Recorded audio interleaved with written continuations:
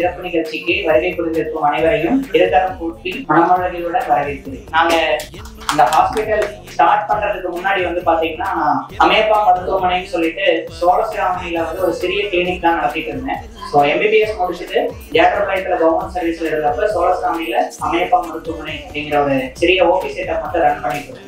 அதுக்கப்புறமா வந்து நாங்கள் அசோசியேஷன் பில்டிங்ல அப்ரோச் பண்ணும்போது நம்மளோட தலைவர் அப்போ தலைவராக இருந்த பிபிஎஸ் ராஜன் அவர்களையும் எஸ்ஆர்பி சாரும் தான் ஃபர்ஸ்ட் நம்ம வந்து இடத்த பார்த்தோம். அவங்க பார்த்த உடனே வந்து மருத்துவ சேவைக்காக நீங்க எங்களோட இடத்த கேட்குறீங்க, எங்களுக்கு கொடுக்கறதுக்கு எந்த தயக்கமும் இல்லை அப்படின்னு சொல்லிட்டு முன் வந்து அவங்களுக்கு கொடுத்தாங்க. நாங்க ஆரம்பிக்கும் போது பாத்தீங்கன்னா ஒரே ஒரு ஓபி செட்டப் மட்டும் தான் போட்டிருந்தோம். ஒரு 6 மாதத்திலேயே வந்து பாத்தீங்கன்னா புறநோயாளிகள் பிரிவுல இருந்து உள்நோயாளிகள் பிரிவும் நம்மளுடைய லேப்னு சொல்லக்கூடிய ரத்த பரிசோதனையும் ஆரம்பிக்கலாம் அப்படின்னு சொல்லிட்டு நாங்க முயற்சி பண்ணோம். ஸோ நாங்க ஸ்டார்ட் பண்ணும்போது இந்த பில்டிங் மட்டும்தான் இருந்துச்சு. ஸோ உள்ளேயே நாங்க அதுக்கு மேல பார்ட்டிஷன் பண்ணாலும் வெளியில இருக்கிற ஸ்பேஸ் எல்லாம் அன்யூட்டிலைஸ்டா இருக்குன்னு சொல்லிட்டு நாங்க அசோசியேஷன் அப்ரோச் பண்ணோம். அவங்க சொன்ன வார்த்தை, உங்களுக்கு நாங்க வாடகைக்கு கொடுத்துட்டோம், உங்களுக்கு என்ன விருப்பமோ நீங்க செஞ்சுக்கோங்க, எப்படி வேணாலும் நீங்க இடத்த யூஸ் பண்ணிக்கோங்க, எங்களுக்கு நிறைவான சேவை மட்டும் நீங்க கொடுத்தா போதுன்னு சொல்லிட்டு எங்களுக்கு ஃபுல் ஃப்ரீடம் கொடுத்தாங்க. உள்நோயாளிகள் பிரிவுகளுக்கு வந்து இந்த பக்கம் வந்து ஒரு கட்டிடத்தையே புதுசா கட்டணும். அதுக்கப்புறம் வந்துட்டு ஸ்கேன் எடுக்கிறதுக்கு நம்மளோட எக்ஸ்ரே எடுக்கணும், சிடி ஸ்கேன் எல்லாம் எடுக்கணும் அப்படின்னா நம்ம வேலூரோ கரூரோ போக வேண்டியது இருந்தது. முதல்ல வந்து ஒரு இதய துடிப்பு ரொம்ப அதிகமாகி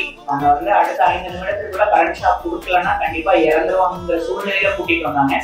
அந்த நேரத்துல அந்த ஃபெசிலிட்டி நமக்கு அவைலபிளா இருந்ததுனால அவங்களுக்கு உடனடியா சிகிச்சை கொடுத்ததுனால அவங்க உயிர் மீண்டு வந்தாங்க. இன்னைக்கும் ஒரு உடல் சாதாரண உடல் சொல்லி போயிருந்தாலும் அவங்க ஒரு நோயாளியும் அதே எமர்ஜென்சி ரூம்ல தான் வந்து அட்மிட் ஆகிருக்காங்க. ஒரு எமர்ஜென்சி அப்படின்னா நம்ம ஹாஸ்பிட்டல்ல வந்து பாத்தீங்கன்னா ஆம்புலன்ஸ் ஃபெசிலிட்டி இல்லாம இருந்தது. ஆம்புலன்ஸும் ஸ்டார்ட் பண்ணோம், அட்வர்டைஸ்மெண்ட் பெருசா பண்ணல, பேனர்ஸ் பெருசா வைக்கல. ஆனா நம்ம கிட்ட வர்ற நோயாளிகள் இங்க போனா குணமாகுது அப்படிங்கிற ஒரு நம்பிக்கையை வர வச்சோம். நம்பிக்கையின் அடிப்படையில எல்லாருமே இங்க வர ஆரம்பிச்சதுக்கு அப்புறம் தான் இந்த அமேப்பா மருத்துவமனை 3 ஆண்டுகள் வெற்றிகரமா முடிச்சு இப்ப 4வது ஆண்டுல எடுத்து வைக்கிறது. என்றென்றும் உங்கள் அன்புடன் ஏழை குடும்பம், விவசாய குடும்பத்தில் பிறந்து ஒரு பட்டிக்காட்டில் இருந்து இந்த இடத்துல இருந்து சாதிக்க முடியும் அப்படிங்கிறதுக்கு உதாரணம் நமது 2 டாக்டர்களும் நம்ம அதுக்கு முன்னுதாரணமாக எடுத்துக்கொள்ளலாம்.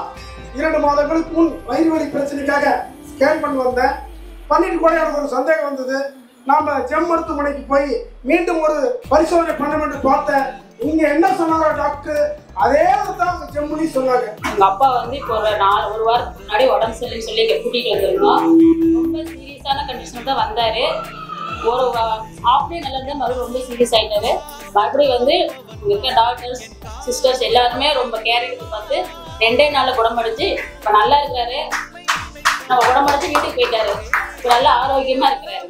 சார் இல்லைன்னா இன்னைக்கு பையனை கருத்தில் பார்க்கணும்னாலும் அது பெரிய விஷயம்.